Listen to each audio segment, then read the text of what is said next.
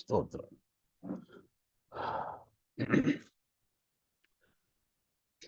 தேவன் நமக்கு இந்த நாளிலும் அவருடைய தூய பாதத்திலே அமர்ந்திருக்கக்கூடிய வாய்ப்பை கொடுத்ததற்காக தேவனை ஸ்தோத்திரிக்கிறேன்.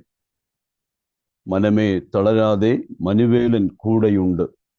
இந்த நாளிலும் கர்த்தருடைய ஆறுதலான வார்த்தைகள் நம்மை இந்த நாளில் முழுமையாய் பாதுகாத்து நடத்த நம்புகிறேன். அது மட்டுமல்ல, அதில் பாடின ஒரு வரி, மோச மாறி யோசுவா மாறும், இயேசுநாதன் மாறுகில்லை. அந்த வரிகளை நாம் பாடும் பொழுதே நான் வாசித்து தியானித்து கொண்டிருக்கக்கூடிய வேத பகுதிக்கு பொருத்தமான ஒரு சிந்தனையாக எனக்கு தோன்றிற்று. இங்கே சொன்னது போல, மோசே நியாயப்பிரமாணத்தை இஸ்ரவேல் மக்களுக்கு கொடுத்த மோசே, அவருடைய காலகட்டம் அவர் ஊழியம் செய்தார். ஆனால் அவர் கடந்து போனார். அதற்கு அப்புறமாக யோசுவாவை கர்த்தர் அனுப்புகிறார். அவரும் தன்னுடைய ஊழியத்தை முடித்துவிட்டு கடந்து போகிறார். ஆனால் இவர்கள் எல்லாம் மாறி போகிறவர்கள், ஆனால் மாறாத ஒருவர் இயேசு மட்டுமே என்று நாம் அறிந்திருக்கிறோம். அந்த பாடலுக்காக கூட நான் கர்த்தரை ஸ்தோத்திரிக்கிறேன். இந்த நாளில் நாம் எபிரேயர் 24 அதிகாரம் முதல் 11 வசனங்களை முன்கூட்டிய வாசிப்போம். எபிரேயர் 4 அதிகாரம் முதல் 11 வசனங்கள். ஆனபடியினாலே அவருடைய இளைப்பாறுதலில் பிரவேசிப்பதற்கு ஏதுவான வாக்குத்தத்தம் நமக்குண்டாயிருக்க உங்களில் ஒருவனும் அடையாமல் பின்வாங்கி போனவனாக காணப்படாதபடிக்கு பயந்திருக்க கடவோம். ஏனெனில் சுவிசேஷம் அவர்களுக்கு அறிவிக்கப்பட்டது போல நமக்கும் அறிவிக்கப்பட்டது. கேட்டவர்கள் விசுவாசம் இல்லாமல் கேட்டபடியினால் அவர்கள் கேட்ட வசனம் அவர்களுக்கு பிரயோஜனப்படவில்லை. விசுவாசித்தவர்களாகிய நாமோ அந்த இளைப்பாறுதலில் பிரவேசிக்கிறோம். அவருடைய கிரியைகள் உலக தோற்றம் முதல் முடிந்திருந்தும் இவர்கள் என்னுடைய இளைப்பாறுதலில் பிரவேசிப்பதில்லை என்று என்னுடைய கோபத்திலே ஆணையிட்டேன் என்றார். மேலும் தேவன் நம்முடைய கிரியைகளை எல்லாம் முடித்து 7ஆம் நாளிலே ஓய்ந்திருந்தார் என்று 7ஆம் நாளை குறித்து ஓரிடத்தில் சொல்லி இருக்கிறார். அன்றியும் அவர்கள் என்னுடைய இளைப்பாறுதலில் பிரவேசிப்பதில்லை என்றும் அந்த இடத்திலே தானே சொல்லி இருக்கிறார். ஆகையால் சிலர் அதில் பிரவேசிப்பது இன்னும் வரப்போகிற காரியமாய் இருக்கிறபடியினாலும், சுவிசேஷத்தை முதலாவது கேட்டவர்கள் கீழ்ப்படியாமையினாலே அதில் பிரவேசியாமற் போனபடியினாலும், இன்று அவருடைய சத்தத்தை கேட்பீர்களாகில் உங்கள் இருதயங்களை கடினப்படுத்தாதிருங்கள் என்று வெகு காலத்துக்கு பின்பு தாவீது சங்கீதத்தில் சொல்லியிருக்கிறபடி இன்று என்று சொல்வதனாலே பின்னும் ஒரு நாளை குறித்திருக்கிறார். யோசுவா அவர்களை இளைப்பாறுதலுக்கு உட்படுத்தி இருந்தால் பின்பு அவர் வேறொரு நாளை குறித்து சொல்லி இருக்க மாட்டாரே. ஆகையால் தேவனுடைய ஜனங்களுக்கு இளைப்பாறுகிற காலம் இனி வருகிறதா இருக்கிறது. ஏனெனில் அவருடைய இளைப்பாறுதலில் பிரவேசித்தவன் தேவன் தம்முடைய கிரியைகளை முடித்து ஓய்ந்தது போல தானும் தன் கிரியைகளை முடித்து ஓய்ந்திருப்பான்.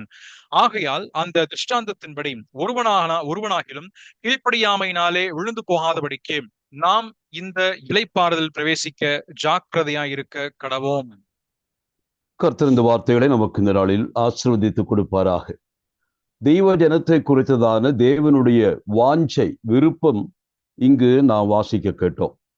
ஆதியினின்றே ஆதி மனிதன் துவக்கி ஆண்டவருடைய ஆசை, தான் படைத்த இந்த மக்கள் அவர்கள் தன்னுடைய இளைப்பாறுதலுக்குள் பிரவேசிக்க வேண்டும், அல்லது தான் எவ்விதமாய் அந்த வேலையினின்று ஓய்ந்திருந்தாரோ அதை போல தன் ஜனமும் அவ்விதமாய் இளைப்பாறுதலை அனுபவிக்க வேண்டும் என்பது ஆண்டவருடைய சித்தம். உலகத்திலே மனிதன் தன்னுடைய வாழ்நாள் 70 அல்லது 80, ஆனால் அதனுடைய மேன்மை என்ன? வருத்தமும் சஞ்சலமும். இது எதனால் வந்தது? மனிதன் தெய்வீகமான இளைப்பாறுதல் அனுபவித்து உலகத்தில் சுகித்திருக்க வேண்டிய மனிதன், அவன் இப்பொழுது வாழ்நாள் முழுவதும் சஞ்சலமும் வேதனையும் கஷ்டமும் நிறைந்தவனாய் வாழ காரணம், தேவன் எதிர்பார்த்த இளைப்பாறுதலுக்குள் அவன் பிரவேசிக்க தவறுகிறார். அது ஆதியிலே ஏதேனிலே ஆரம்பித்தது. ஏதேனிலே தேவன் வைத்த இடமே இளைப்பாறுதலின் இடம். அங்கு ஆதாமும் ஏவாளும் தெய்வீக இளைப்பாறுதலை அனுபவித்துக் கொண்டு வாழ்ந்தவர்கள். அந்த வாழ்க்கை தான் தெய்வீக இளைப்பாறுதல் வாழ்க்கை. அப்படிப்பட்ட அங்கே வேலை வட்டி இல்லை அல்லது சும்மா இருக்கின்ற அர்த்தத்தில் சொல்லப்படவில்லை. மானசீகமாக அவருடைய மனநிலைமையிலே தெய்வத்தோடு இணைந்து வாழ்ந்து தெய்வீகமான இளைப்பாறு அனுபவித்து மனமகிழ்ச்சியாய் வாழ வேண்டும் என்பதற்காக அந்த பேரின்ப பரதீஸ் என்று அழைக்கப்படுகிற ஏதேன் தோட்டத்திலே அவர்களை வைத்ததாக பார்க்கிறோம். இது அந்த முதல் மனிதனுக்கு மட்டும் சொன்னதல்ல, அவனுடைய சந்ததிகளுக்கெல்லாம் உரிய வாக்குத்தத்தம். ஆனால் என்ன நடந்தது? இந்த தெய்வீக வாக்குத்தத்தமாகிய இளைப்பாறுதலுக்குள் பிரவேசிப்பதற்கு மனிதன் தன்னையே தடையாக வைத்துக் கொண்டான் என்பதை நாம் அறிகிறோம். ஆக இந்த நாளிலே நான் சொல்லுகிறேன், இன்றைக்கும் கூட தேவன் ஏன் பேசிக் கொண்டிருக்கிறார்? இந்த வார்த்தைகள் இன்று கர்த்தர் சத்தம் கேட்பீர்களாகில் என்று சொன்னால் அதன் அர்த்தம் தெய்வீகமான இளைப்பாறுதல் நாம் மன ரீதியாக நாள்தோறும் அனுபவிக்கிறோமா என்பதை சிந்திக்க வேண்டும். இது அனுபவிப்பதற்கு தடையாக வந்ததை குறித்துதான் கடந்த பகுதிகளிலே நாம் தியானித்து கொண்டு வந்தோம். காரணம் நமக்கு தெரியும், நம் 3ஆம் அதிகாரத்தினுடைய 12 முதல் கொண்டுள்ள வசனங்களிலே 95ஆம் சங்கீதத்தில் என்று எழுத்தாளன் அவர்களுக்கு ஒரு எக்ஸ்போசிட்டரி ஒரு பிரீச்சிங், எக்ஸ்போசிட்டரி சர்மன் என்று சொல்லலாம், அவ்விதமான ஒரு சர்மன் நடத்துகிறார். அதினின்று என்ன கற்றுக் கொடுத்தார் என்பதை நாம் பார்த்தோம். கடைசியாக அந்த சர்மன் முடிக்கும் பொழுது இந்த கன்க்ளூடிங் வேர்ட்ஸ் என்ன சொல்லுகிறது? 19ஆம் வசனத்திலே, ஆதலால் அவிசுவாசத்தினாலே அவர்கள் அதில் பிரவேசிக்க கூடாமல் போனார்கள் என்று பார்க்கிறோம். எதிலே? அவர்கள் பாலும் தேனும் ஓடுகிற தேசத்தில் பிரவேசிக்க கூடாமல் போனார்கள். அதன் அர்த்தம் தேவன் அவர்களுக்காக வைத்திருந்த இளைப்பாறுதலை அவர்கள் அடைய முடியவில்லை. அதற்கு தடை என்ன? அங்கே சொல்லுகிறார் எழுத்தாளருடைய பாஷையிலே, அவிசுவாசத்தினாலே. அப்படியானால் இன்றைக்கும் தெய்வ பிள்ளைகள் தேவன் எதிர்பார்க்கக்கூடிய ஆன்மீக நிலையை அடைவதற்கு, தெய்வீகமான உன்னதமான அந்த பதவிகளை அடைவதற்கு நாம் என்ன தடையாக வைத்திருக்கிறோம்? நம்முடைய அவிசுவாசம். இதுதான் சொல்லப்பட்டது. ஆனால் கடந்த முறை நாம் தியானிக்கும் பொழுது இந்த அவிசுவாசம் என்னவெல்லாம் செய்தது என்பதை பார்த்தோம். அது 17ஆம் வசனத்திலே பாவம் செய்தவர்களை அல்லவா 17 வாசிக்கிறோம். அதே 18 கீழ்ப்படியாதவர்களை அல்லவா என்று சொல்லுகிறார். அவிசுவாசம் பாவம் செய்ய வைக்கிறது, நம்மை தேவனுக்கு முன்பாக கீழ்ப்படியாதவர்களை மாற்றுகிறது. அது மட்டுமல்ல, நம்முடைய மனதையே இறுகச் செய்கிறது. அதை நாம் அதற்கு முந்தின வசனத்திலே வாசித்தோம். அவ்விதமான மன கடினம் என்ற வார்த்தை, பொல்லாத இருதயம், அவிசுவாசம் உள்ள பொல்லாத இருதயம், அதை போல கீழே வரும் பொழுது உங்கள் இருதயங்களை கடினப்படுத்தாதிருங்கள். இப்ப இந்த வார்த்தையெல்லாம் ஏன் சொல்லுகிறேன் என்று கேட்டால், அவிசுவாசம் நம்மை எங்கே கொண்டு போய் விடுகிறது என்பதை நாம் ஞாபகத்தில் கொள்ள வேண்டும். அவிசுவாசம் என்றால் என்ன என்ற கேள்வி வரும் பொழுது நாம் அறிய வேண்டிய 2 குறிப்பு தான். ஒன்று, தேவனை அவிசுவாசிப்பது. 2, தேவனுடைய வாக்கு தத்தங்களை அவநம்பிக்கையோடு பார்ப்பது. அதான் அவிசுவாசம். தேவனை அவிசுவாசிப்பது. அவர் போதுமானவரா? அவர் சொன்னதை நிறைவேற்றுவாரா? அவரை நம்பலாமா என்று சொல்லி அவ்வப்போது ஏற்படுகிற நம்முடைய அவிசுவாசம், அது தேவனுடைய வார்த்தைகளை, வசனங்களை, வார்த்தையை நம்ப முடியாமல் நம்மை தடுத்து போடுகிறது. கர்த்தருடைய பிள்ளைகளே, இன்றைக்கும் கூட தேவன் நமக்காக வைத்திருக்கக்கூடிய ஆன்மீகமான அல்லது ஆவிக்குரிய உன்னதங்களை நாம் அடைவதற்கு தடையாய் இருப்பது, நாம் சோதித்து பார்த்தால் நம்முடைய இருதயத்தினுடைய கடினமும் இதயத்தில் உள்ள அவிசுவாசமும் கீழ்ப்படியாமையுமே. ஆகவே யாரும் நாம் இன்றைக்கு இருக்கிற நிலையை குறித்து சங்கடப்பட வேண்டாம். நான் எப்பொழுதுமே சொல்லுவது உண்டு, இன்றைக்கு நாம் இருக்கிற நிலைமைக்கு காரணம் நாம் தான். ஏன் மற்றவர்கள் எல்லாம் உயர்ந்த இடத்தில் இருக்கிறார்கள் என்று கேட்டால், அவர்களை நாம் புகழ்ந்து, அவர்களை குறித்து நாம் பெருமையாகவோ அல்ல பொறாமையாக கொள்ள வேண்டாம். இன்றைக்கு நான் இருக்கிற நிலைமைக்கு காரணம் நானே. ஒருவர் சொல்லும் பொழுது விதமாய் சொன்னதை நான் நினைவு கூறுகிறேன். நம்முடைய இன்றைய வாழ்க்கை இது எதனுடைய அவுட்கம் என்று கேட்டால், இது கடந்த காலத்திலே நாம் எடுத்த முடிவுகளுடைய அல்லது தீர்மானங்களுடைய முடிவாக இருக்கிறது. The present life is the outcome of what the decision we have taken all through our life. நம்முடைய வாழ்க்கையின் மூலமாக நாம் எடுக்கிற ஒவ்வொரு தீர்மானங்களும் தான் நம்முடைய ஆன்மீக படிக்கட்டுகளை மேலே கொண்டு போகிறது. ஆகவே ஒரு சின்ன தவறான முடிவு நாம் எடுத்தோமையானால் அது நம்முடைய திசையை திருப்பி விடுகிறது. ஆகவே நாம் ஒருவேளை உலகத்திலே தெய்வீகமான கட்டளைகளை, கற்பனைகளை மீறி நம்முடைய சுய இன்பத்திற்காக, சுய நன்மைக்காக, நாம் நம்ம நல்லதென்று எதிர்பார்க்கக்கூடிய நன்மைக்காக தெய்வ சித்தத்தோடு விலகிற ஒரு நிமிஷம், அந்த ஒரு தீர்மானம் வாழ்க்கை அளிக்கக்கூடியதாக இருக்கும். பிரியமானவர்களே, beware of your decisions, determination, beware of decisions என்று சொல்லுகிறேன். காரணம், if you take a wrong decision, it will destroy your entire life. So whenever you take a decision, think about God and His word. தேவனையும் தேவனுடைய வார்த்தைகளையும் முழுமையாய் சிந்தித்து பாருங்கள். தேவ வார்த்தைக்கு ஏற்றபடியாக நீங்கள் அந்த தீர்மானத்தை எடுக்க வேண்டும் என்று சொல்லுகிறேன். ஆகவே தேவன் நமக்கு வைத்திருக்கக்கூடிய ஒரு பாலும் தேனும் ஓடுகிற ஒரு தெய்வீகமான வாழ்க்கை, இது பரலோகம் என்று நான் சொல்லல. இந்த பூமியிலேயே, இந்த பூமியில் வாழும் பொழுது நாம் இந்த தெய்வீகமான அனுபவத்திற்குள் வர முடியும்.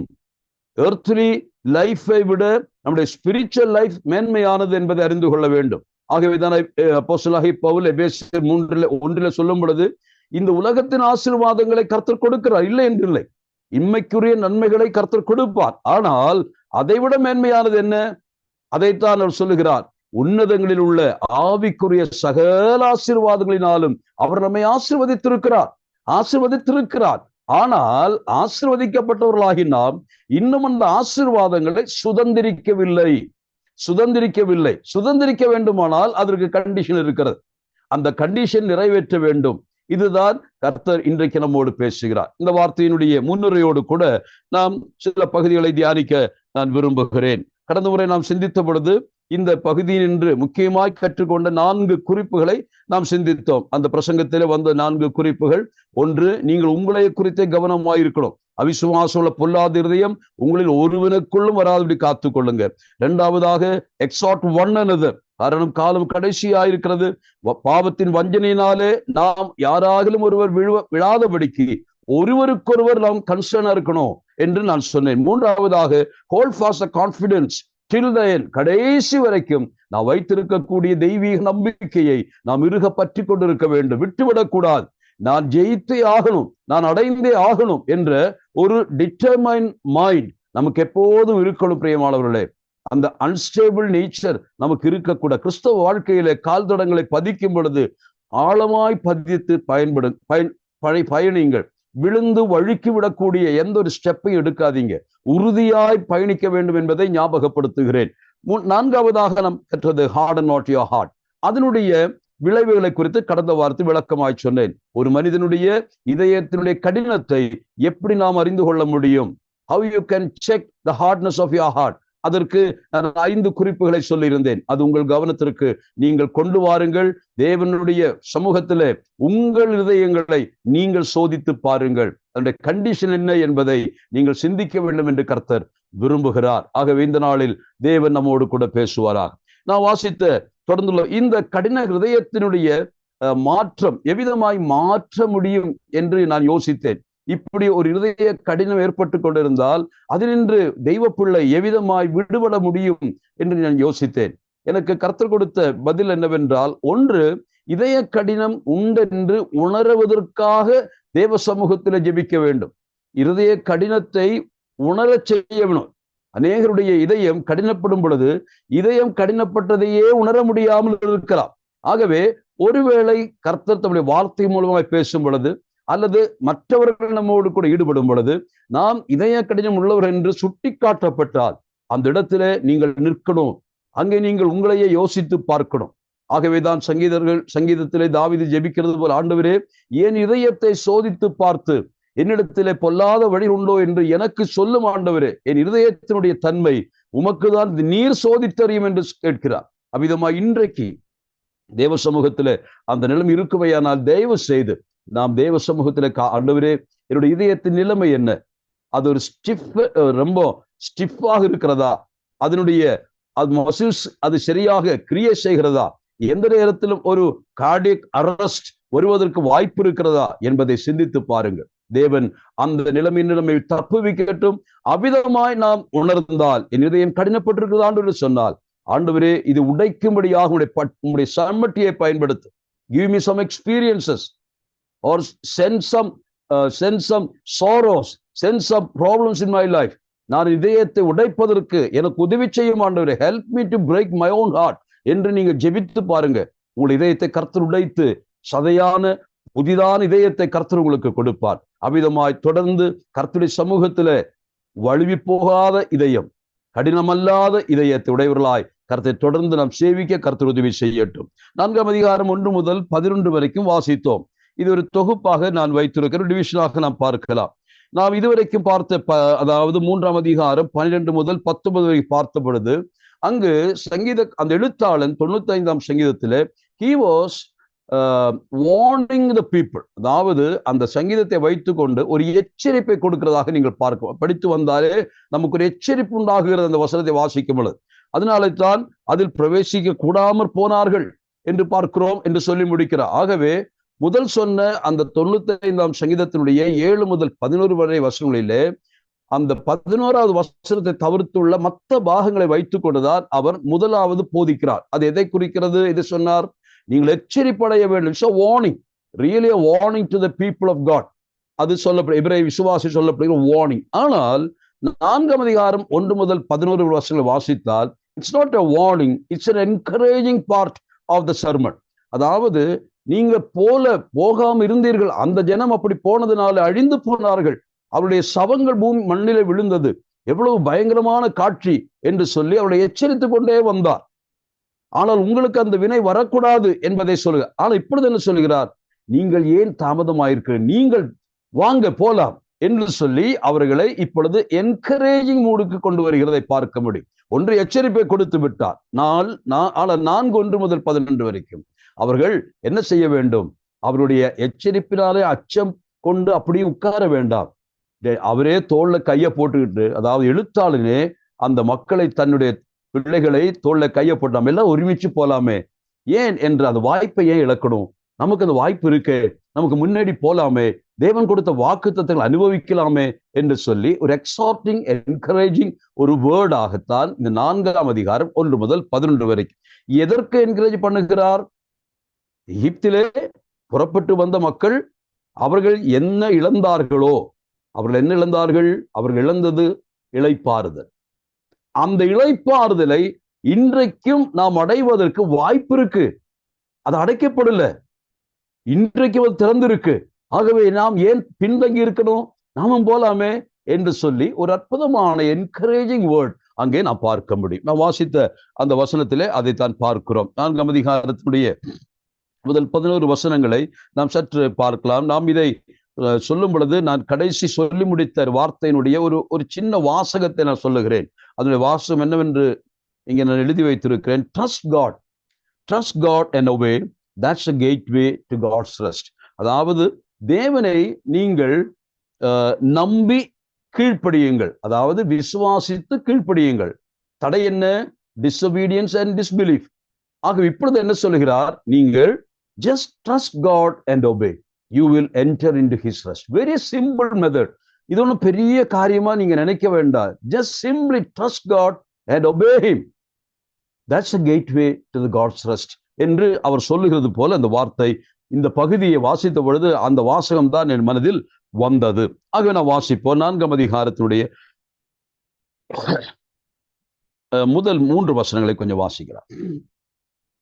ஆனபடியினாலே அவருடைய இளைப்பாறுதலில் பிரவேசிப்பதற்கு ஏதுவான வாக்குத்தத்தம் நமக்கு உண்டாயிருக்க, உங்களில் ஒருவனும் அதை அடையாமல் பின்வாங்கி போனவனாக காணப்படாதபடிக்கு பயந்திருக்க கடவோம். ஏனெனில் சுவிசேஷம் அவர்களுக்கு அறிவிக்கப்பட்டது போல நமக்கும் அறிவிக்கப்பட்டது.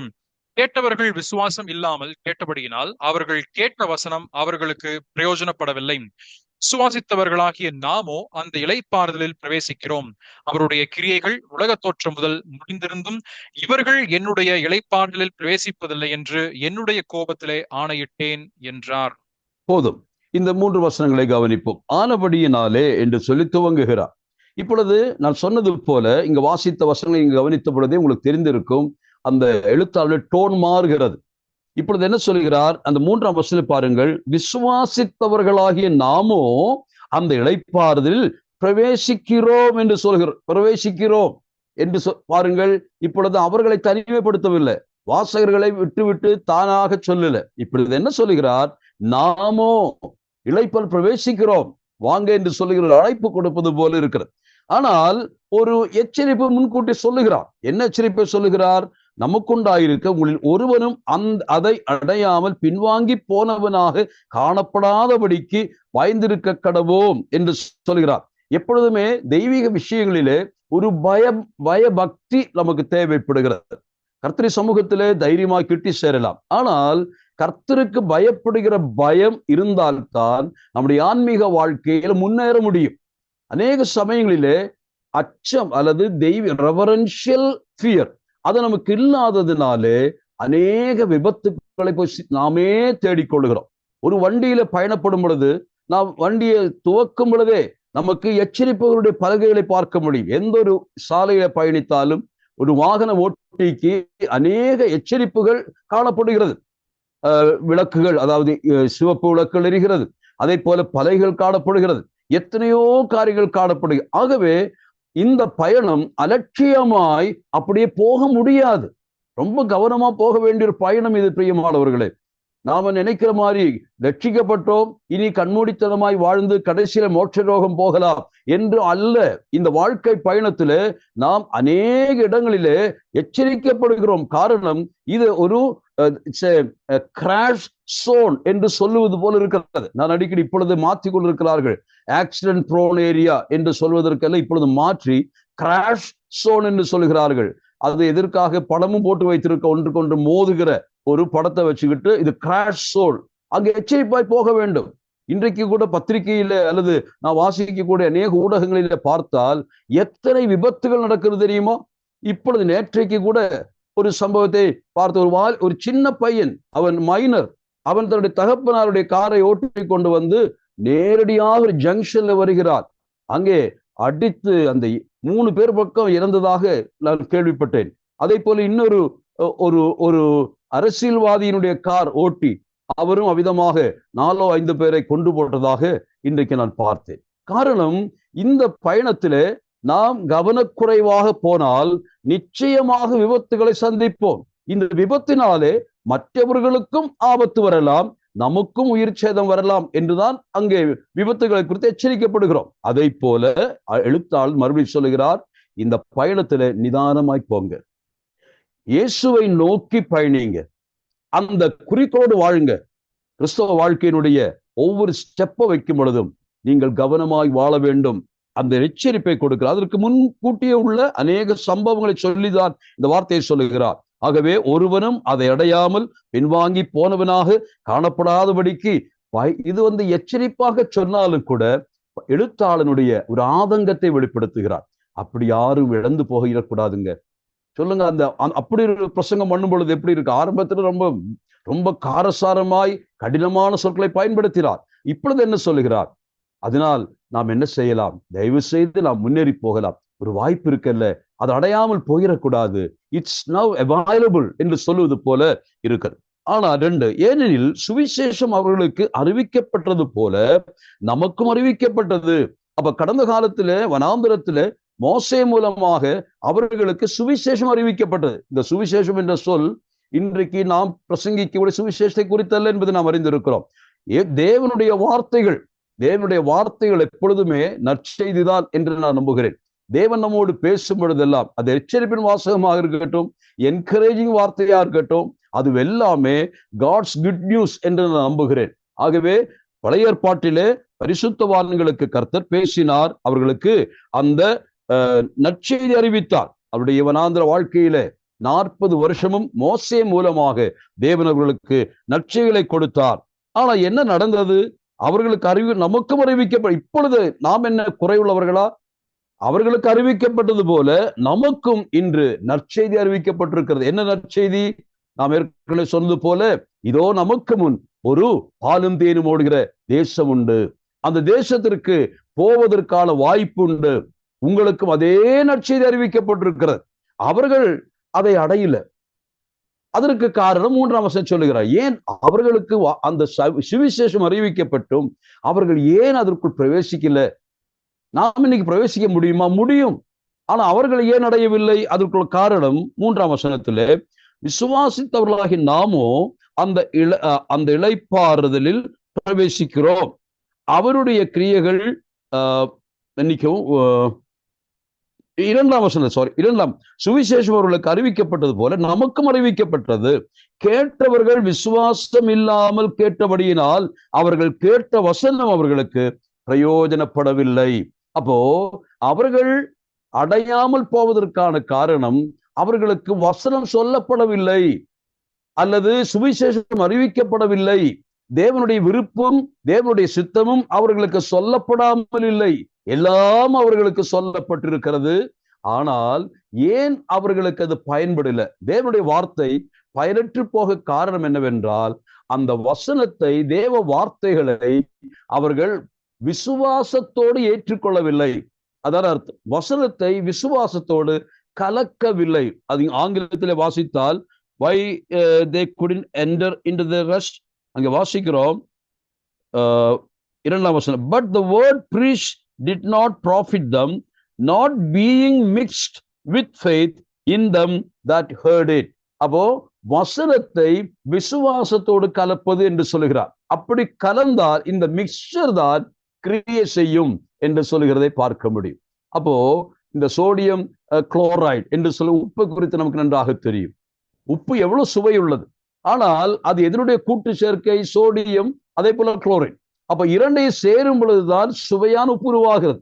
அதை போலத்தான் வசனமும் விசுவாசமும் ஒன்றுக்கொன்று ஒன்றாய் இணையும் பொழுது அது கிரியை செய்கிற, அது பெனிஃபிஷியலாக மாறும். அப்போ இன்றைக்கும் கர்த்தருடைய வசனம் நாம கேட்கிறோம், ஆனால் நம்முடைய வாழ்க்கையில அது ஏன் சரியான இடத்திற்கு நம்மை கொண்டு போய் சேர்ப்பது என்று கேட்டால், வசனத்தை நாம் மூளையிலே வாங்கிக் கொள்கிறோம். we receive the word of God into our brain. ஆனால் அது எங்க போறதில்லை என்று கேட்டால், அது கீழே இதயத்திற்குள் இறங்கிறது இல்லை, பிரெயின்ல இருக்கு. so the mere knowledge of the word of God doesn't anything.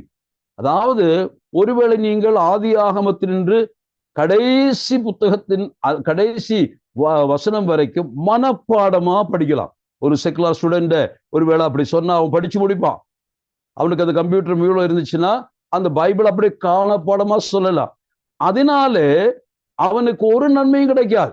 அந்த அறிவு இருக்கிறது, ஆனால் எப்பொழுது அந்த வசனம் வார்த்தை அவனுக்கு கிரியை செய்யும்? when he owns the word, அவன் தானே அந்த வசனத்தை தனக்கு சொந்தமாக்கணும். அதை வாங்கி மூளையில வைத்து அறிவை பெருப்பதற்கல்ல, மாறாக தன்னுடைய வாழ்க்கையில விசுவாசத்துல ரிஸ்க் எடுத்து அதை நம்பணும். தேவனுடைய வார்த்தைகள் உங்கள் வாழ்க்கை கிரியை செய்யணும்னா ரிஸ்க் எடுக்கணும். தேவன் சொல்வது சரிதான், அது நம்பகமானது, அது விசுவாசிக்கத்தக்கது, அது எனக்கு சொல்லப்பட்டதுனாலே நான் அதை அப்படியே நம்புகிறேன் என்று சொல்லணும். ஆனா அநேக சமயங்களிலே தேவனுடைய வார்த்தையை நாம் நம்புவதற்கு பயப்படுகிறோம். நமக்கு நன்றாக தெரியும் ஆண்டவருடைய கானாவூர் கல்யாண வீட்டில் நடந்த சம்பவம். அங்கே நடந்த சம்பவம் என்ன? அங்கு திராட்சை ரசம் குறைந்து போச்சு. அங்க இருக்கிறது இப்ப தண்ணி மட்டும்தான், கிணத்துல தண்ணி இருக்கு. ஆண்டவர் சொல்லுகிறார், அந்த தண்ணீரை கொண்டு வந்து ஊற்றுங்கள், 6 ஜாடிகளே நிரப்ப சொல்லுகிறார். ஆனா என்ன நடந்தது? தண்ணீர்ல நிரப்பினார்கள், எல்லாம் நிரம்பிற்று. அதற்கு அப்புறமாக இவர்கள் என்ன யோசித்துப்பார்கள்? இவர் என்ன சொல்லுவார்? கடையில போய் கொஞ்சம் திராட்சையை வாங்கி கொண்டு வந்து அதில் பிசியுங்கள், அல்லது அதை பிழிஞ்சு ஊற்றுங்க என்று சொல்லுவாரோ? அல்லது இந்த காலத்திலாம் தண்ணீரை வாங்கி எசன்ஸ் ஊத்திக்கலாம். ஆனால் அவிதமாய் அவர் சொல்லாமல் என்ன செய்கிறார்? தண்ணீரை நிரப்பி விட்டீர்களா? நிரப்பி விட்டோம், முழுமையாக நிரப்பி இருக்கிறோம். இம்ப்ளிசிட் ஒபீடியன்ஸ் கொடுத்தாங்க. ஆனா என்ன சொல்றாரு? அப்புறம் கொண்டு போய் விடுங்க, கொண்டு போய் கொடுங்கன்னு சொல்றாரு. அந்த இடத்துல அவங்க கொஞ்சம் யோசிச்சிருப்பாங்க. அவங்கள ருசி பார்க்க சொன்னாரா? நீங்க இப்ப ருசிச்சு பாருங்க, நல்லா இருந்துச்சுன்னா கொண்டு போய் ஊத்துங்க, அப்படி சொல்லல. தண்ணீர் நிரப்பவங்களை பார்த்துட்டு கொண்டு போய் விருந்தாளிகளுக்கு கொடுங்கன்னு சொல்றாரு. அந்த இடத்துல இந்த servants they were taking a risk. என்ன ரிஸ்க்? உண்மையாகவே இது திராட்சை ரசமா மாறி இருக்குமா என்று யோசிக்கிறாங்க. ஏன்னா தாய் மரியாள் ஏற்கனவே சொன்னது என்ன? அவர் என்ன சொன்னாலும் அப்படியே செஞ்சிருங்க, டோன்ட் டவுட் ஹிஸ் வேர்ட்ஸ். அவர் என்ன சொல்வாரோ அப்படியே செய்யணும். நீங்க அவர் சொன்னது எப்படி இருக்கு, இட்ஸ் லுக் ஸ்ட்ரேஞ்ச், ஏன்னா என்ன சொல்றாரு புரியலையே என்றெல்லாம் யோசிக்காதீங்க. when God says something, take it as it is. don't maybe risking your life. அந்த இடத்துல இப்பொழுது குதிக்க சொல்றாருன்னு வச்சுக்குவோம். குதிச்ச என்ன ஆகும்? கீழே அகண்ட பாதாளம் இருக்கு. ஆனா ஆண்டவர் குதிக்க சொன்னா குதிக்கணும் என்று அர்த்தம். ஒரு சிறு சம்பவம் என்னுடைய மனதிற்கு ஞாபகத்துக்கு வருகிறது. அதாவது ஒருவர் சொன்ன கதைதான். ஒரு நாக்காலத்துல ஒரு 2 பேர்கள் அவர்கள் ஏதோ காட்டுக்கு போகிறார்கள். அதற்கு அப்புறமாக அவர்கள் ஒரு வீட்டில பிரவேசிக்கிறார்கள். ஆனா அந்த வீட்டில அவர்களுக்கு ஏதோ விபத்து ஏற்படுகிறது, நெருப்போ உள்ள ஏதோ வருகிறது. ஆனால் இவர்கள் வெளியே வந்து அந்த வராந்த, அதாவது மேல இருக்கிற பேரப்பெட் வாலுக்கு போகிறார்கள். அங்கே இருந்து பார்த்த ஒன்றுமே தெரியல. ஆனால் கர்த்தர் சொல்லுகிறது போல நீ கீழே குதின்னு சொல்றார். ஆனா இவரால் குதிக்க முடியல. இவர் பயப்பட, ஏன்னா அது பேரப்பெட்ல இருக்கு, கீழே எவ்வளவு ஆழம் இருக்குன்னு எனக்கு தெரியாதுல்ல. அதனால அவருடைய உள்ளத்துல கர்த்தர் ஒரு தெய்வ பக்தியுள்ள மனுஷன் தான். நீ குதின்னு சொல்றார். ஆனா இவர் குதிக்க தவறிட்டார். அந்த நேரத்துல திடீரென்று ஒரு மின்னல் அடித்தது. மின்னல் அடித்த பொழுது இவர் குதிக்க வேண்டிய அந்த இடத்துல 2 அடிதான் இருக்கு கீழே. அப்படி அவர் கீழே குதிச்சிருந்தா அந்த 2 அடியில வந்து நின்றிருப்பார், ஒரு ஆபத்து ஏற்பட்டிருக்காது. ஆனால் அவருடைய அவிசுவாசம், கர்த்தருடைய சத்தத்தை கேட்டும் கீழே குதித்திருந்தால் பாதுகாப்பாக அவர் கீழே வரலாம். ஆனால் அவர் நினைத்தார் இது ஒரு 10-12 அடி உயரமான இடத்திலிருந்து குதிக்க சொல்லுகிறார் என்று நினைத்து கொண்டிருந்தார். நான் சொல்ல வந்தது, ஆண்டவர் நமக்கு தம்முடைய வார்த்தைகள் சொன்னால் முதலாவது சொல்லுகிறவர் யார், அவர் என்ன சொன்னார் அதை அப்படியே எடுத்துக் கொள்ளுங்கள். உங்களுடைய தேவனுடைய வசனத்தை விசுவாசத்தோடு நீங்கள் ஏற்று அதை கலக்கும் பொழுது அற்புதங்கள் நிகழும். இல்லாவிட்டால் ஒன்றுமே நடக்காது. ஆகவேதான் இவர்களுக்கு என்ன வந்தது, அவர்கள் வசனத்தை கேட்டார்கள். 40 வருஷம் அந்த வனாந்தரத்துல மோசையின் மூலமாக கர்த்தர் பேசிக்கொண்டே இருந்தார். ஆனால் அவர்கள் அதை ஏற்றுக்கொள்ளல. அவருடைய மனக்கடினம், அவிசுவாசம், கீழ்ப்படியாமை, இது அவர்களை எங்கே கொண்டு போய்விட்டது, வனாந்தரத்திலே மண்ணிலே மடிந்து போவதற்கு ஏதுவாயிற்று. இந்த ஒரு அவிசுவாசம் நமக்கு இருக்கக்கூடாது. அதன் முதல் 3 வசனங்களிலே ஏன் அவர்களுக்கு அப்படி சம்பவித்தது, விசுவாசத்தோடு வசனத்தை கலக்கு. இப்பொழுது நான் சொல்லுகிறேன், இன்று கர்த்தர்களோடு பேசும் பொழுது, மகனே இது செய், அதை செய்யாதே என்று சொன்னால் அதில் இருக்கிற லாஜிக் எல்லாம் நீங்க போய் தேடாது. Don't try to find out the logic behind his word. அது உங்களுக்கு தெரியாது. அவர் அனந்த ஞானம் உள்ள, சர்வ ஞானம் உள்ள தெய்வம். அவர் ஒன்றை சொன்னால் அவர் சொல்வது அவர்தான் சொல்லி உறுதி வந்துவிட்டால் என்ன செய்யணும், அப்படியே செய்யும்படியாய் கர்த்தர் விரும்புகிறார். அவ்விதமாய் செய்யாததினாலே அவர்கள் எவ்வளோ பெரிய பாக்கியத்தை இழந்தார்கள். ஏன் மோசே கூட நமக்கு மிஸ்ரபிளா நாம் ஃபீல் பண்றோம். காரணம், மோசே என்ன செய்தார், என்ன பாவம் செய்தார் என்று யோசித்து பார்த்தேன். எவ்வளவு மகத்தான பாக்கியத்தை அவன் அடைந்திருக்க வேண்டும். ஆனால் கடைசி வாழ்க்கை இறுதிக்கு வந்த பொழுது ஒரு சின்ன அவிசுவாசம், பேச சொன்ன இடத்துல அடித்தார். அது அவனுடைய அவிசுவாசமாய் கர்த்தர் அவிசுவாசத்தில் தண்டனை கொடியது என்பதை அந்த சம்பவம் நமக்கு ஞாபகப்படுத்துகிறது. கர்த்தருடைய பிள்ளைகளே, இந்த இடத்துல வாசித்த நம்முடைய இளைப்பாறுதல்கள் பிரவேசிப்பதற்கு தடையாய் ஒருபோதும் நம்முடைய அவிசுவாசம் வரக்கூடாது. வசனத்தை அப்படியே நம்புங்கள், வேதத்தை அப்படியே நம்புங்கள், கர்த்தருடைய வசனத்தை அப்படி ஏற்றுக்கொள்ளுங்கள். கர்த்தருக்கு பேசும் பொழுது கவனித்துக் கொள்ளுங்கள். நாம் தொடர்ந்து 4ஆம் வசனத்தை வாசிக்கலாம். 4ஆம் வசனத்திலிருந்து அதனுடைய 7வது வசனம் வரைக்கும் வாசிக்கலாம். மேலும் தேவன் தம்முடைய கிரியைகளை எல்லாம் முடித்து 7ஆம் நாளிலே ஓய்ந்திருந்தார் என்று 7ஆம் நாளை குறித்து ஓரிடத்தில் சொல்லியிருக்கிறார். அன்றியும் அவர்கள் என்னுடைய இளைப்பாறுதலில் பிரவேசிப்பதில்லை என்றும் அந்த இடத்திலே தானே சொல்லியிருக்கிறார். ஆகையால் சிலர் அதில் பிரவேசிப்பது இன்னும் வரப்போகிற காரியமாய் இருக்கிறபடியினாலும், சுவிசேஷத்தை முதலாவது கேட்டவர்கள் கீழ்ப்படியாமையினாலே அதில் பிரவேசியாமல் போனபடியினாலும், இன்று அவருடைய சத்தத்தை கேட்பீர்களாகில் உங்கள் இருதயங்களை கடினப்படுத்தாதிருங்கள் என்று வெகு காலத்துக்கு பின்பு தாவீதின் சங்கீதத்திலே சொல்லி இருக்கிறபடி இன்று என்று சொல்வதனாலே பின்னும் ஒரு நாளை குறித்திருக்கிறார். போதும். இந்த இடத்துல நாம் மறுபடியும் வாசிக்கிற வசனங்களுக்கு வருவோம். இவர் மறுபடியும் விளக்குகளை சொல்லிக் கொண்டு வருகிறார். தேவன் தம்முடைய கிரியைகளை எல்லாம் முடித்து 7ஆம் நாளில் ஒழிந்திருந்தார். மறுபடியும் அந்த சிருஷ்டியினுடைய ஆதியிலே நடந்த சம்பவத்தை ஞாபகப்படுத்துகிறார். காரணம், எல்லாவற்றினுடைய துவக்கத்தில் எப்படியோ அதுதான் தொடர்ந்து இருக்க வேண்டும் என்று தேவனுடைய வார்த்தை நமக்கு சொல்லுகிறது. அப்போ ஆதியிலே நடந்தது என்ன, தேவன் முதலாக படைத்த பின்னதாக செய்த ஒரே காரியம், அவர் இளைப்பாறுகிறார், ஓய்ந்திருக்கிறார் என்று சொன்னால், தன்னுடைய கிரியைகளை விட்டெல்லாம் ஓய்ந்தார் என்று இங்க சொன்னால் அதன் அர்த்தம் என்னவென்றால், அவர் படைத்ததை குறித்து பார்த்து அதிலே திருப்தியாயிருக்கிறார். அந்த பரம திருப்தி, அந்த satisfaction, contentment, that is the rest என்று சொல்லலாம். அவ்விதமாக கர்த்தர் அதை செய்தார். ஆனால் அன்றியும் அவர்கள் என்னுடைய இளைப்பார் பிரவேசிப்பதில்லை என்று அந்த இடத்திலே தானே சொல்லி இருக்கிறார் என்று எழுத்தாளன் சொல்லுகிறார். 95 சங்கீதத்தை குறிப்பிடுகிறார். அப்ப இது எதை காட்டுகிறது, தேவன் அவர்களை குறித்து விரும்பின விருப்பத்தை அவர்கள் அடைய முடியாமல் போனதற்கு என்ன காரணம்? மேலே சொன்னது போல அவர்கள் கர்த்தருடைய வசனம் அவருடைய விசுவாசத்தோடு அவர்கள் கலக்கவில்லை என்பதாக. ஆனால் இப்பொழுது நான் சில குறிப்புகளை சொல்லுகிறேன்.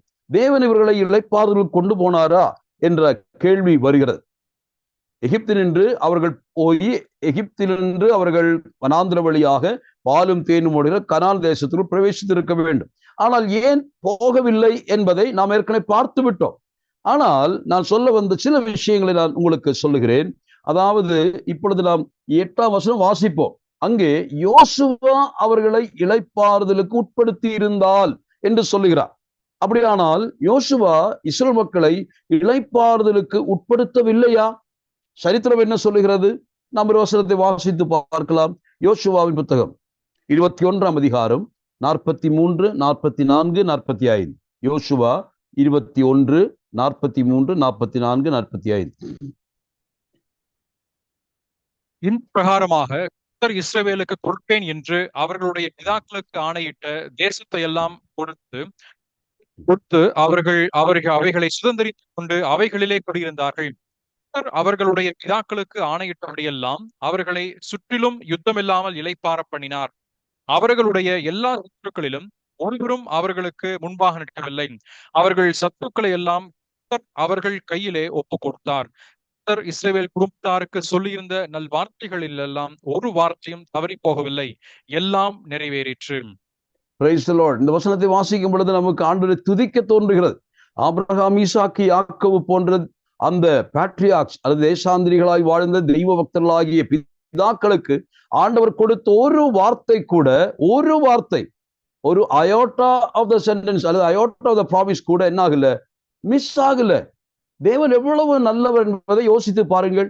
தேவன் எத்தனையோ ஆண்டுகளுக்கு முன் கொடுத்த வாக்கு தத்தங்கள், ஆனால் யோசுவா மூலமாக தேவன் அந்த ஜனத்திற்கு இளைப்பாறுதலை கொடுத்ததாக இங்க வாசிக்கிறோம். முழுமையாய் கொடுத்ததாக வாசிக்கிறோம். தேவன் என்ன சொன்னாரோ அதை அப்படியே நிறைவேற்றி முடித்தார். அதற்கு மோசையை பயன்படுத்தினார், யோசுவாவையும் பயன்படுத்தினார். ஆனால் அவர்கள் அவிதமாய் இளைப்பாறுதல் பிரவேசித்தார்கள். இதுதான் கொண்டு வந்து நிறுத்துகிற இடம். அது கொண்டு வந்து நிறுத்தியாச்சு.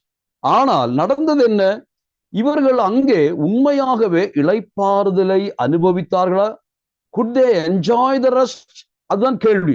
அவர்களை இளைப்பாறுதலுக்குள் கொண்டு போனார் என்று சொன்னால் இளைப்பாறுகிற இடத்திற்கு கொண்டு போனார் என்று சொல்லலாம். the place of rest. அங்கே யோசுவா அவர்களை கொண்டு போய் அவர்களுக்கு சுதந்திரங்களை கொடுத்து, இந்த தேசத்தில் நீங்கள் சத்ரு பயம் இல்லாமல் இளைப்பாறி கொண்டிருங்கள் என்று சொல்வது போல யோசுவா தன் ஊழியத்தை முடித்தார். ஆண்டவர் இந்த வாக்குத்தத்தத்தை நிறைவேற்றி முடித்தார். ஆனால் whether they've been enjoying the rest of God, இந்த கேள்விக்கு என்ன பதில்? அந்த இடத்துல தான் சில பிரச்சனை வருகிறது. பாருங்கள், இவர்களுக்கு தேவன் வாக்குத்தத்தம் கொடுத்து பாலும் தேனோடு தேசத்துல கொண்டு போய் ஸ்தாபித்த பொழுதும் கூட even that rest is dependent on some conditions. அதாவது it's based on conditions என்று சொல்லலாம். அங்கேயும் ஒரு ரெஸ்டுக்குள்ள போயிட்டாங்க. they are in the place of rest, but they were unable to enjoy the rest. Why? அதற்குள்ள காரணத்தை நம்ம எண்ணாகமம் 33 பார்க்கலாம். எண்ணாகமம் Numbers 33, 51, 52, 53, then 55.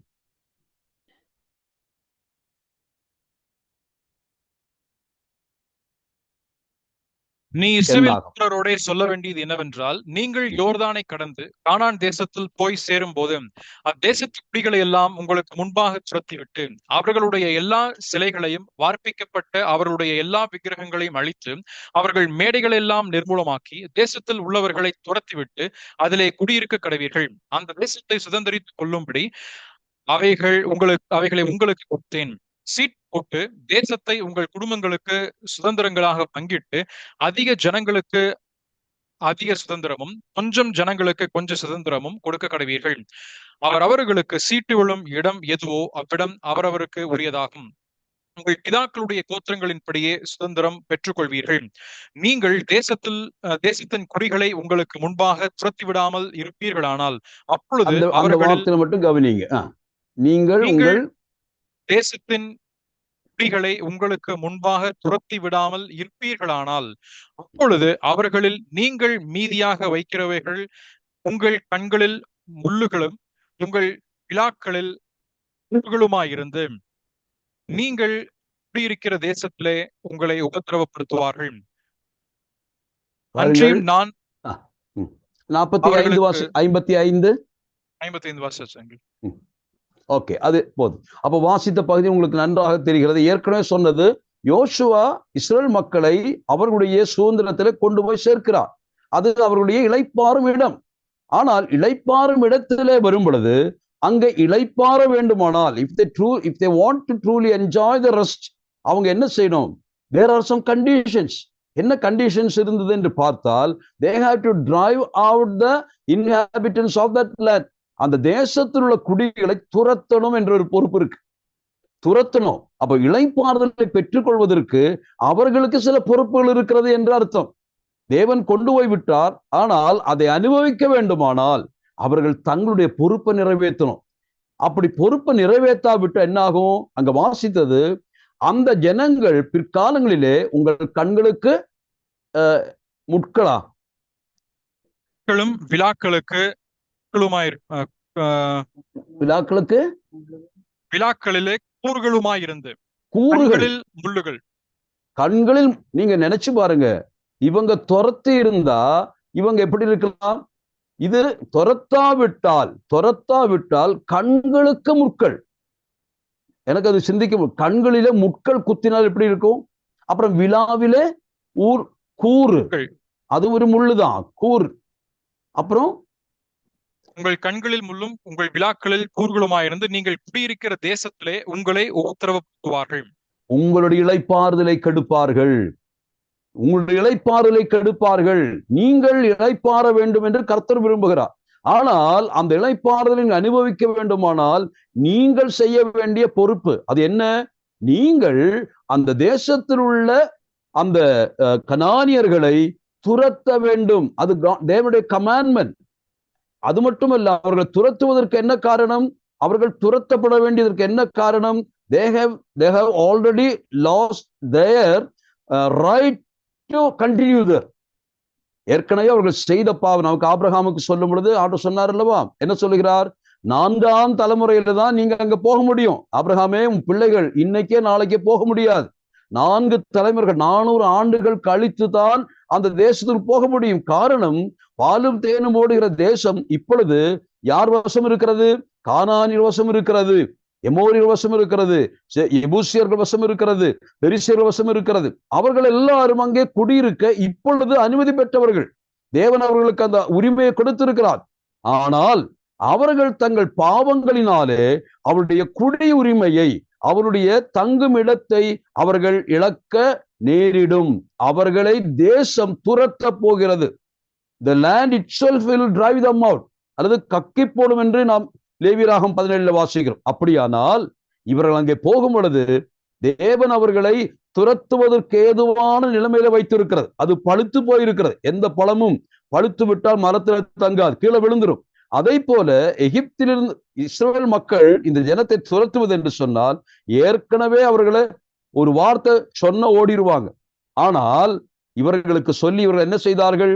இவர்கள் துரத்துல. நான் வாசிப்போம் ஒரு வசனத்தை கூட, டியூட்ரானமி 7:16, டியூட்டரானமி 7:16.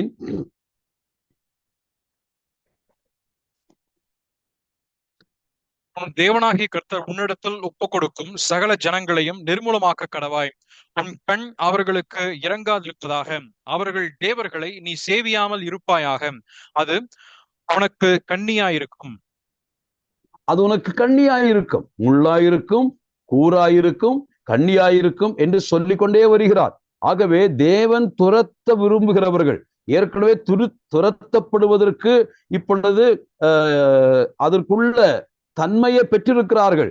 நீங்க ஒரு வார்த்தை சொன்னா போதும், அவங்கள பெருசா பலமாகணும் துரத்த வேண்டாம். ஏன்னா ஆல்ரெடி அவங்க துரத்தப்படுவதற்கு ஏதுவாக பழுத்திருக்கிறார்கள். ஆனால் இவர்கள் அதை செய்யல. அதை மறுபடியும் எச்சரிக்கிறார். யோசுவா, திரும்பி யோசுவாவுக்கு வருவோம். 23ஆம் அதிகாரம் 12-13 வசனங்கள். யோசுவா 23:12-13 வசனங்கள். நீங்கள் பின்வாங்கி போய் உங்களுக்குள்ளே மீதியாயிருக்கிற இந்த ஜாதிகளை சேர்ந்து அவர்களுடைய சம்பந்தம் கலந்து நீங்கள் அவர்களிடத்திலும் அவர்கள் உங்களிடத்திலும் உறவாடினால் உங்கள் தேவனாகிய கர்த்தர் இனி இந்த ஜாதிகளை உங்களுக்கு முன்பாக துரத்திவிட மாட்டார் என்றும் உங்கள் தேவனாகிய கர்த்தர் உங்களுக்கு கொடுத்த இந்த நல்ல தேசத்திலிருந்து அழிந்து போகும் மட்டும் அவர்கள் உங்களுக்கு கண்ணியாகவும் வளையாகவும் உங்கள் விழாக்களுக்கு சவுக்காகவும் உங்கள் கண்களுக்கு முள்ளுகளாகவும் இருப்பார்கள் என்றும் நிச்சயமாய் அறியுங்கள். இதோ கவனியுங்கள். போதும். ஏற்கனவே 21ஆம் அதிகாரத்தில் யோசுவா அவர்களை யுத்தமில்லாத ஒரு இளைப்பாறுதலின் இடத்திற்கு கொண்டு போய் சேர்த்தார். அவர்களுக்கு இப்பொழுது அந்த இடம் கிடைத்திருக்கிறது.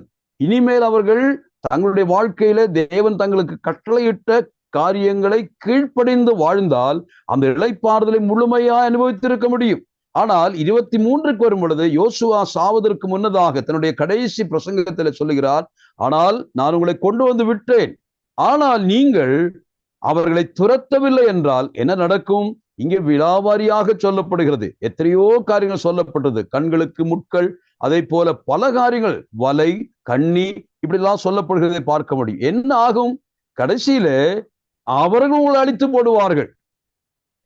நீங்கள் அழிக்க வேண்டியதை அழிக்க விடாமல் விட்டால் அது உங்களை அழிக்கும். நமக்கு நன்றாக தெரியணும். சவுலுடைய வாழ்க்கையில நமக்கு நன்றாக தெரியும். சவுல் நமக்கு என்ன செய்திருக்க வேண்டும்? அமலேக்கியர் யுத்தம் செய்ய சொன்ன பொழுது அமலேக்கியரை யுத்தம் செய்து விட்டு நல்லதையெல்லாம் கொண்டு வந்து வீடு சேர்த்து அத்தனையும் சங்கரிக்க வேண்டும் என்று கர்த்தர் சொல்லியிருந்தார். அமலேக்கியர்கள் ஒருபோதும் உன் தேசத்திற்கு வரக்கூடாது, அவர்கள் முற்றிலுமாய் அழிக்கப்பட வேண்டும் என்று சவுலுக்கு சொன்னார். ஒரு ராஜாவை தேவன் தேர்ந்தெடுத்த பொழுது அவனுக்கு கொடுத்த முதல் டெஸ்ட் என்ன தெரியுமா? அமலேக்கியனுக்கு நேராக அவனுடைய மனோபாவம் என்ன? தேவன் அழிக்க விரும்புகிற, தேவன் சத்ருவாய் எண்ணுகிற அந்த ஜாதியை பொறுத்தமட்டில் ராஜாவாகிய இஸ்ரவேல் ராஜாவாகிய ராஜாக்கள் என்ன மனோபாவத்தில் இருக்கிற அந்த மனோபாவ டெஸ்ட் தான் அங்க நடந்தது. ஆப்டிடியூட் டெஸ்ட் தான் நடந்தது. அந்த டெஸ்ட்ல அவன் தோத்து போனான். அப்போ அமலேக்கியர்களை அழிக்க வேண்டும் என்று ஆண்டவர் விரும்பும் பொழுது அவன் அவர்களை அழிக்கவில்லை. கடைசி என்ன தெரியுமா? அவருடைய சாவு எப்படி வந்துச்சு? ஒரு அமலேக்கியனாலே கொல்லப்படுகிறார். அமலேக்கியன் தான் பட்டயத்தை எடுத்து கழுத்தை வெட்டுறான். அப்ப யோசித்து பாருங்கள், நாம் நம்முடைய வாழ்க்கையில தேவனுடைய சித்தத்தின்படி அகற்ற வேண்டியதை, அழிக்க வேண்டியதை, நீக்க வேண்டியதை நீக்காவிடில் அது நமக்கு கண்ணியும் வலையும் நம்முடைய மார்பிலை பாயக்கூடிய முள்ளும் குறுக்குமாய் மாறும் என்பது இந்த பகுதியில வாசிக்கிறோம். ஏன் இன்றைக்கு நாம் தெய்வீக சமாதானத்தை அடையாமல் இருக்கிறோம், முழுமையான அந்த தெய்வீகமான இளைப்பாறுதலை பெற முடியாமல் இருக்கிறோம் என்று கேட்டால், தேவையற்ற பொருட்களை சேர்த்து வைத்து நாம் சம்பந்தம் கலக்குகிறோம். உலகத்தின் பால் நமக்குள்ள ஈடுபாடுகள், ஈர்ப்பு. கர்த்தருடைய பிள்ளைகளே, ஒரு காலத்துல கிறிஸ்தவர்களுக்கு, நம்மை போன்ற விசுவாசிகளுக்கு வேறுபட்டவர்கள் என்று சொல்வார்கள். உலகத்தை விட்டு, உலகத்தினுடைய பண்பாடுகளை விட்டு, உலகத்தின் கலாச்சாரங்களை விட்டு, உலகத்தினுடைய எல்லா விதமான ஒழுக்க நெறிகளையும் விட்டு நாம் தனித்து இயங்கின ஒரு கூட்டம். நாம் அப்படி பரிசுத்தவான்கள் அழைக்கப்பட்டோம். நம்மை அடையாளம் கண்டுகொள்வது எளிதாயிருந்த ஒரு காலத்துல. இன்றைக்கு நாம் உலகத்தோடு உலகமாக, உலகத்தோடு சம்பந்தம் கலக்கிற நிலைமையில இன்றைய ஆன்மீக நிலைமை மாறி போனது. அதனால தான் தெய்வீக சமாதானமும் சந்தோஷமும் நம்மால் அனுபவிக்க முடியவில்லை. அப்போ ஏன் யோசுவா இளைப்பாறு உட்படுத்தியும் கூட அவர்கள் அனுபவிக்க முடியால் போனது?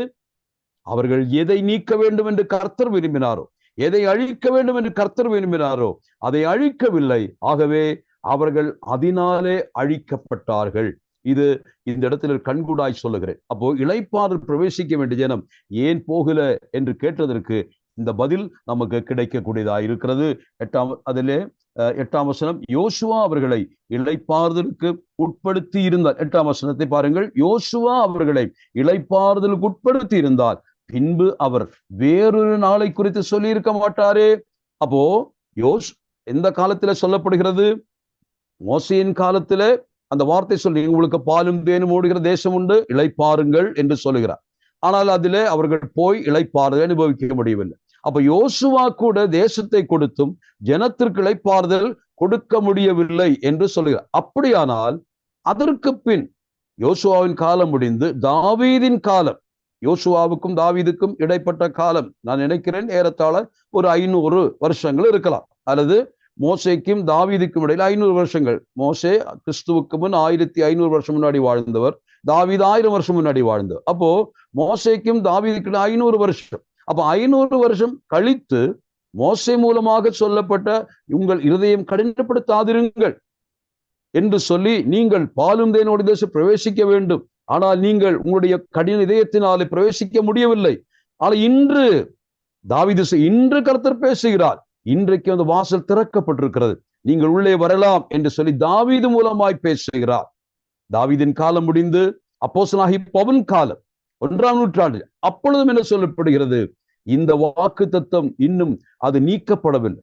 யாரெல்லாம் உண்மையாய் விசுவாசிக்கிறார்களோ அவர்களுக்கு இன்னும் இந்த வாக்கு தத்தம் கிடைக்கும் என்று சொல்லுகிறார். இந்த வசனத்தை அந்த ஆழத்திலே நாம் சிந்தித்து பார்க்க வேண்டும். ஒரு இடத்துல அந்த வசனம் இவ்விதமாய் வருகிறது. அந்த வசனம் நான் உங்களுக்கு வாசித்து காண்பிக்கிறேன். அதாவது இந்த பிரவேசிக்க, அதாவது 3ஆம், for we which have believed do enter into rest, as he said, as I have sown in my wrath, if they shall enter into my rest, although the works were finished from the foundation of the world. இந்த வார்த்தையினுடைய அடிப்படை கூறு என்னவென்று கேட்டால், எக்காலத்திலும் வாழ்கிற தெய்வ மக்கள் விசுவாசிக்குமேயானால், தேவனை விசுவாசிக்குமேயானால், கீழ்ப்படியுமேயானால் அவர்களுக்கு இந்த வாக்கு தத்தம் அவர்களுக்கு ஃபுல்ஃபில் ஆகும் என்ற அர்த்தம். காரணம், இந்த ரெஸ்டுக்கான ப்ரொவிஷனை தேவன் ஏற்கனவே ஆதியிலே சிருஷ்டித்த நாளிலே செய்து வைத்தார்.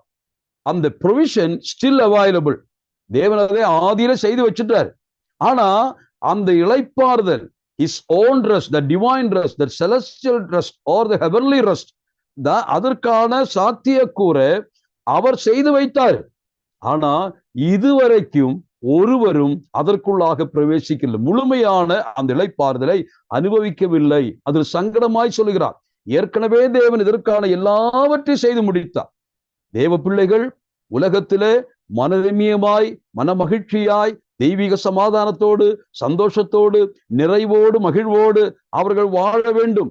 பரலோகத்திலே வாழ்கிற குழந்தைகளைப் போல அவ்விதமாய் களங்கமில்லாமல் சந்தோஷமாக வாழணும்னு கர்த்தர் விரும்பி எல்லாவற்றையும் செய்து முடித்தார். அது 1ஆம் நாள் என்று சொன்னால் படைப்பினுடைய நாளே செய்தார். அடுத்தபடியாக இந்த இளைப்பாறுதலுக்காக தேவன் செய்தது, தம்முடைய குமாரனை சிலுவையில் ஒப்புக் கொடுத்தார். அங்கே இரட்சணிய கிரியை முடித்தார். Not only the creational act but also the redemption act. அதில் என்ன நடந்தது? அதன் மூலமாக நமக்கு இன்னும் மேன்மையான இளைப்பாறுதல், அதாவது நித்திய இளைப்பாறுதல். Not the temporal rest but the eternal rest, not the earthly rest but the celestial rest. இதுக்கு எப்படி வழிவகுத்தார்? படைப்பினால் அல்ல, சிருஷ்டித்ததனால் அல்ல, மாறாக தேவகுமாரனை சிலுவையிலே அறைந்த குரூசிபிக்ஷன் மூலமாக தேவன் நமக்கு பரமமான இளைப்பாறுதல், அந்த நற்செய்தி தான் நமக்கு அறிவிக்கப்பட்டிருக்கிறது. ஆகவே நாம் இன்றைக்கு உலகத்தில் அனுபவிக்கிற இளைப்பாறுதலை விட பரலோகத்தினுடைய இளைப்பாறுதல், பரமமான இளைப்பாறுதல், அதற்கு நாம் சொந்தக்காரர்கள். கர்த்தருடைய பிள்ளைகளே, அந்த பாக்கியத்தில் பிரவேசிக்கணும் என்று சொல்லுகிறார்.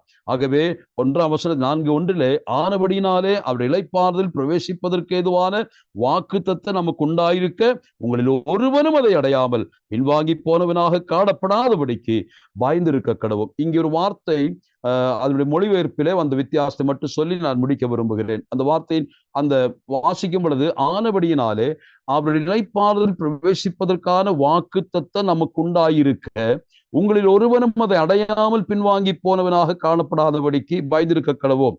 ஆனால் அதை கொஞ்சம் வித்தியாசப்படுத்தி சொல்ல வேண்டுமானால், தேவனுடைய இளைப்பாறுதலுக்குள் பிரவேசிக்கக்கூடிய அந்த வாய்ப்பு, அந்த ஆப்பர்ச்சுனிட்டி இன்னும் உங்களுக்கு முன்னதாக இருந்து கொண்டே இருக்கிறது என்று பொருள். நீங்க பயப்பட வேண்டாம். அங்கு வாசிக்கும் பொழுது நீங்கள் பயப்பட வேண்டாம். எதற்கு பயப்பட வேண்டாம்? ஐயோ, நான் இப்பதானே வந்திருக்கிறேன், ஆகவே அந்த வாக்குத்தத்தம் நிறைவேறி முடிஞ்சது, தேவன் கீழ்ப்படுகிறவர்களுக்கு கொடுப்பதாக சொன்ன அந்த இளைப்பாறுதல் பிரவேசிக்க இனி வாய்ப்பு இல்லை, அது க்ளோஸ் ஆச்சு. ஆனா அப்படி அல்ல, it still remains. It still remains. இது நமக்கு கொடுக்க இன்னும் ஒரு வாக்குத்தத்தம். இன்று அவருடைய சத்தத்தை கேட்பீர்களாகில் உங்கள் இதயங்களை கடினப்படுத்தாது என்று வெகு காலத்துக்கு தாவீது சங்கீதத்தில் சொல்லி இருக்கிறபடி இன்று என்று சொல்லுகிறதுனாலே பின்னும் ஒரு நாளை குறித்திருக்கிறார்.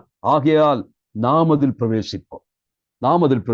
கிறிஸ்தவ வாழ்க்கையினுடைய ஒரு முக்கியமான பேசிக் நேச்சர் என்னன்னு கேட்டா மனதினுடைய இளைப்பாறுதல், எப்பொழுதும் சந்தோஷமாயிருக்கிற அனுபவம். அவருடைய சொல்லு பாடுகள் உண்டு, பற்றாக்குறைகள் உண்டு, இருந்தாலும் கிறிஸ்துவுக்கு இருக்கக்கூடிய தெய்வ பிள்ளை அவன் எப்படி இருப்பான்? அவன் மனரம்யமாயிருப்பான். அவனுக்கு குறை சொல்ல தெரியாது, அவன் பிராதுகள் சொல்ல மாட்டான், அவன் முறுமுறுக்க மாட்டான், அவனுக்கு எல்லாவற்றிலும் ஒரு பரம திருப்தி இருக்கு. Is a man of contentment and satisfaction. அந்த blissful mind, அதைத்தான் மெக்காரியோ என்று நான் சொல்லியிருந்தேன். மத்தேயு 5ஆம் அதிகாரத்தில் blessed is the man சொல்லுகிற அந்த blessedness. What is that blessedness? The state of the mind of the Greek gods. அதன் அர்த்தம். அப்படிப்பட்ட ஒரு மனரம்யமான, எதை குறித்தும் உள்ள கவலை இல்லை, பிறரை குறித்துள்ள குற்றச்சாட்டுகள் இல்லை, எப்பொழுதும் சந்தோஷமாய், அதனாலே கன்சர்ன் இல்லாமல் இருப்பதல்ல, கவலை இல்லாமல் இருப்பது. அதுதான் தேவன் நம்மை குறித்து எதிர்பார்த்து இன்றைக்கு நிறுத்த விரும்புகிறேன். நாம் சொல்லி முடித்தது யோசுவாவினாலே முடியல. யோசுவா கொண்டு போய் சேர்த்தான். ஆனால் இந்த 1ஆம் வசனம் துவக்கி 11ஆம் வசனம் வரை வாசிக்கும் பொழுது அந்த பொருள் என்ன சொல்லுகிறேன்? Jesus Christ is greater than Joshua. இதுதானே படிச்சு கொண்டு வர்றோம். இயேசுசாமி யாரை விட பெரியவர்? நாம் 1ஆம் அதிகாரம் பார்க்கிறோம். ப்ராஃபட்ஸை விட, ஏஞ்சல்ஸை விட, தூதர்களை விட, கடைசி அப்படியே வாசிச்சுட்டு வரும் பொழுது அவர் யாரை விட பெரியவர்? மோசை விட பெரியவர். இப்பொழுது சொல்லுகிறார் இயேசுவானவர் யோசுவாவை விட பெரியவர். நம்முடைய ஆண்டவருக்காக நன்றி செலுவோம். நம்முடைய ரட்சிப்பின் தலகர்த்தர், the captain of our salvation is greater than Moses and Joshua. യേശു മാറും, യോശുവയും മാറും. യേശുവോ ഒരിക്കലും മാറുകയില്ല. நாம் அவரை நம்பிக்கொள்வோம், இயேசுவுக்கு பின்னால் செல்வோம். அவர் நமக்கு கொடுக்கிற வாக்குத்தத்தங்களை நாம் சொந்தமாக்கிக் கொள்வோம், அவருடைய கட்டளையில் கீழ்ப்படிவோம். தேவன் நமக்கு கொடுத்த சகல நன்மைகளையும் ஒன்றுமிழக்காமல் தேவன் அதை அனுபவிப்பதற்கு நமக்கு கிருபை செய்யட்டும். நான் சொன்னது போல தேவன் வாக்குத்தத்தம் செய்திருந்தால் ஒரு வார்த்தை கூட மாற்றாமல் அப்படியே நிறைவேற்றி முடித்தாரு. அப்படி நிறைவேற்றி முடித்தும் கூட ஏன் நாம் அதில் பிரவேசிக்க மாட்டோம்? ஏன் நாம் அதை அனுபவிப்பதில்லை? நம்முடைய விசுவாசம் கீழ்ப்படியாமை.